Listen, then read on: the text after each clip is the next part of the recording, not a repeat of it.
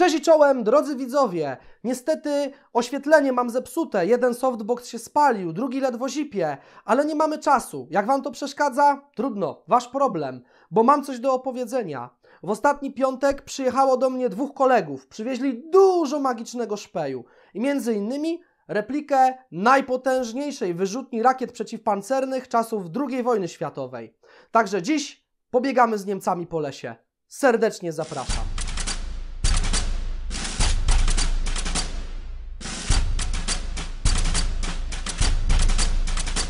Jest rok 1939. Rozpoczyna się w Europie II wojna światowa. Jeżdżą w tej nazad niemieckie czołgi. I możliwości ich niszczenia na początku są dość skromne, szczególnie na dużym dystansie. Większość krajów europejskich wciąż używa różnic przeciwpancernych, których dziadkiem jest niemiecki Mauser Tankgewehr, strzelający amunicją karabinową powiększoną z bardzo dużym ładunkiem prochowym, które miały za zadanie przebijać pancerz czołgów, no albo jak w wypadku polskiego karabinu przeciwpancernego UR, powodować oberwanie pancerza od środka i zabicie załogi. Jednakże to była już w tamtym czasie broń przestarzała, niedoskonała i różne kraje różnie próbowały sobie z tym problemem poradzić. Kombinowano więc wszelkiej maści miotaczami granatów, innymi różnicami, przeróbkami, zminiaturyzowanymi działkami. Robiono takie porażki jak brytyjski Piat, który jest po prostu przerośniętą procą miotającą granaty, ale najciekawszy i najskuteczniejszy wynalazek powstał za oceanem. Amerykanie mieli już do dyspozycji pocisk z głowicą kumulacyjną. Jak to działa, tłumaczę w filmie o Panzerfaustie, do którego link zostawię w opisie. W każdym razie jest głowica kumulacyjna, czyli dająca bardzo duże możliwości przebijania grubej stali i do tego dosztukowali napęd rakietowy. Wszystko umieścili w zgrabnym pocisku, skonstruowali do tego rurę, zrobili bardzo prostą prądnicę, która inicjuje impuls elektryczny, który odpala materiał miotający i tak oto narodziła się bazuka. Legendarna, ikoniczna broń. Bardzo wielu ludzi, laików, nie wiedząc o co chodzi, na każdą wyrzutnię rakiet mówi do dziś bazuka. Amerykanie wyposażyli w tą broń swoich chłopców i wysłali ich w 1942 roku do Afryki. Tam Niemcy na początku młodym, niedoświadczonym amerykańskim żołnierzom spuścili okrutne manto i na polu bitwy pozbierali zdobyczne amerykańskie wyrzutnie rakiet. Niemcy, analizując zdobyczne egzemplarze amerykańskiej bazuki, zrozumieli, że można to zrobić lepiej.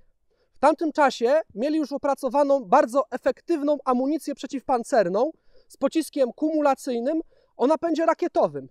Jednakże do jego wystrzeliwywania używali bardzo ciężkich, ważących ponad 100 kg, nieporęcznych wyrzutni kołowych. Porównując tę amunicję z amerykańską bazuką, zrozumieli, że można odchudzić całą konstrukcję i stworzyć broń o równie potężnej sile ognia, ale znacznie większej mobilności. I tak oto narodził się Panzerschreck. Jego nazwa oznacza postrach czołgów. Długa na 1,64 cm, ważąca prawie 11 kg rura, była produkowana metodą tłoczenia i spawania. Wyrzutnia była tania i prosta w produkcji, jak i w obsłudze. W porównaniu do amerykańskiej bazuki używała większej amunicji kalibru 88 mm, o głowicy z ładunkiem kumulacyjnym i napędzie rakietowym. Rura tak naprawdę miała ponad 90 mm średnicy, ale by zmniejszyć tarcie pocisku o jej wnętrze, wytłoczono 3 podłużne rowki prowadzące i tylko one dotykały powierzchni pocisku, co poprawiało celność i zasięg broni. Rakieta była skuteczna na dystansie do 150 metrów, a jej głowica, trafiając w bok lub tył pojazdu, była w stanie zniszczyć absolutnie każdy istniejący wówczas czołg na świecie. Ładowanie pocisku było prostsze i szybsze niż w bazuce. Pierwsze egzemplarze nie posiadały osłony z przodu rury i przezywano je rurą od piecyka, co zresztą przylgnęło do tej broni na dłużej. Miały jednak przez to poważną wadę. W bazuce materiał pędny wypala się jeszcze przed opuszczeniem lufy. W Panzerschrecku zaś napęd wygasa dopiero 2 metry za lufą, zostawiając za sobą potężny strumień gorących gazów. By z niego strzelić, żołnierz musiał najpierw założyć grube rękawice, maskę przeciwgazową oraz kaptur chroniący odsłoniętą skórę głowy. W takim stroju ciężko się poluje na czołgi, a zanim to założycie, widząc czołg, to albo was zabije, albo odjedzie. Dlatego na początku 1944 roku opracowano do nich płytę chroniącą strzelca. Dopiero w ostatnich miesiącach wojny zaczęto fabrycznie montować je od razu na broni. Wcześniej żołnierze musieli sami założyć osłonę na wyrzutnię, o ile ją dostali. W osłonie jest małe szklane okienko, które bardzo często po wystrzale było całe czarne lub pęknięte, uniemożliwiając celowanie. Dlatego ramka z szybką jest ruchoma, a od wewnętrznej strony tarczy znajduje się pojemnik na zapasowe szkła. Przyrządy celownicze były wykonane w kilku wariantach, od bardzo dobrych, regulowanych, po niedbale i koślawo przyspawane. Drużyna z wyrzutnią zajmowała pozycję i czekała na ofiarę. Ładowniczy wprowadzał pocisk z tyłu wyrzutni, tak by środkowy bolec przewodzący impuls elektryczny znalazł się na odpowiednim miejscu. Następnie celowniczy odbezpieczał wyrzutnię i napinał sprężynę trzymającą stalowy pręt. Po naciśnięciu spustu pręt uderzał w prądnicę, która generowała impuls elektryczny. Impuls wędrował kablem na tył rury i odpalał pocisk. Wystrzał generował masę dymu oraz huku, więc obsługa musiała po strzale bardzo szybko zmienić pozycję, by nie dać się zabić obstawie czołgu. Jak dobrze przycelowali, co na 100 metrach nie było trudne, każdy czołg wroga był uszkodzony i wyeliminowany z walki. Ta broń była na tyle tania i skuteczna, że uzupełniano nią braki w cięższych środkach walki. Coraz liczniejsze drużyny łowców czołgów okopywały się co 70 metrów od siebie, czekając na wrogi pojazd, by złapać go w ogniu krzyżowym rakiet. Pomimo wyprodukowania prawie 300 000 rur od pieca, Panzerschreck pojawił się za późno, by uratować Rzeszę.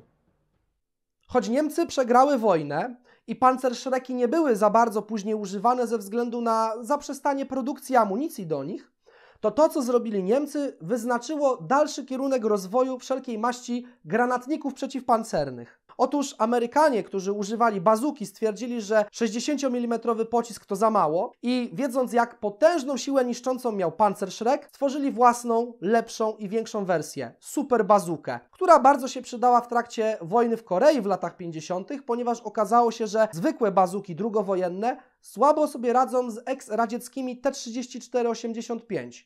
No więc trzeba było zrobić super bazukę, która podobnie jak Panzerschreck miała o wiele większy i mocniejszy pocisk. Następnie cała masa krajów, od Finlandii aż po Jugosławię, od Stany Zjednoczone aż po Syberię, konstruowano różne granatniki. I różnie to szło, bo super bazuka ma dużo podobieństw z Panzerschreckiem, a na przykład Rosjanie, Związek Sowiecki, poszedł w stronę rozwoju wielorazowego granatnika, który był wersją rozwojową Panzerfausta. Jak zobaczycie ostatnią wersję Panzerfausta 250, która miała podobnie wielorazowego użytku rurę i porównacie ją z prototypowymi seriami granatników RPG, a potem spojrzycie na RPG-2, to zrozumiecie, że niemieckie wyrzutnie miały formatywny, największy wpływ na rozwój lekkiej, ręcznej broni przeciwpancernej po 1945 roku.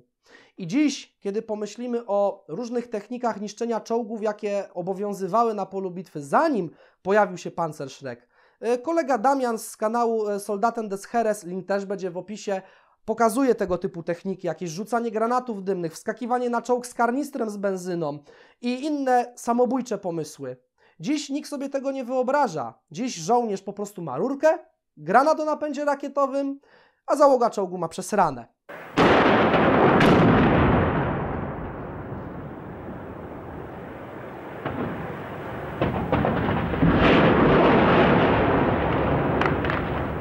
Dziękuję za pomoc Antonowi oraz Sebastianowi, którzy znaleźli czas, zebrali szpeje i przyjechali do mnie, żeby to nakręcić. Nie wiem jak Wam, ale mnie się zarąbiście podobało, świetnie się bawiłem w pożyczonym mundurze, mogłem sobie pooglądać szpeje, trochę rzeczy sprawdzić, porównać. No i po Panzerschrecku mam nadzieję, że pojawi się coś więcej z tej niemieckiej tematyki.